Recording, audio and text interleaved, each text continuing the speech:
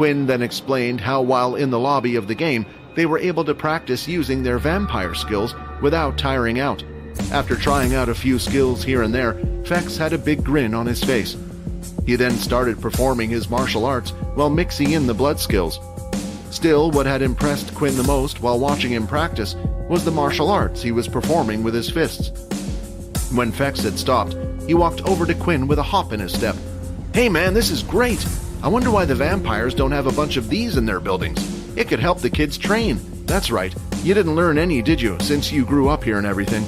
You know I can teach you the martial arts if you want." Fex thought this was a great idea. He wanted to repay Quinn for getting him the beats crystals he needed, and this could be his way of returning the favor secretly. "Really? Would that be okay?" Quinn asked. "Why not? You're a vampire, so you have the right to learn it. Do you remember what I did to your friend on the roof? Well, if you let me do the same to you, then I can show you how to use martial arts. My string puppet is unique, so when you perform it, it will feel like I'm performing the skills through your body," Fex explained. What Fex was offering wasn't a bad proposal. The problem was whether or not Quinn could trust him with his body. "Is there a risk to this?" Quinn asked the system. "I think you should go for it," the system replied. "In terms of other vampires, you're a bit weak and on the wimpy side. I think this would be a major progress for you. I'm talking about him taking control of me. What happens if it becomes permanent? It won't be. Vampires can't have other vampires as their puppets permanently. So there is the possibility he could use me to hurt those around me, even for a short period if he wanted to." That was when Quinn came up with an idea of his own. "Let me think about it for now," Quinn replied. "Why don't I show you how to play first?" A match had been confirmed, and Fex was transported to the seating area in the arena.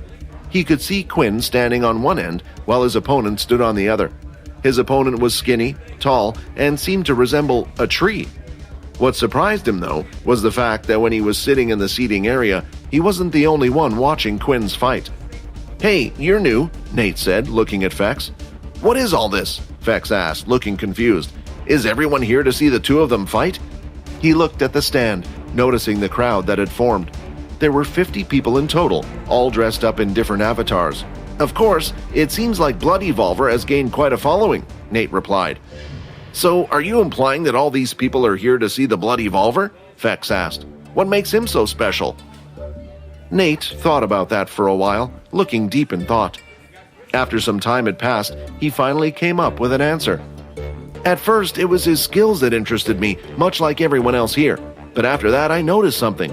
Every time he came back to play the game, he would have grown in strength by leaps and bounds.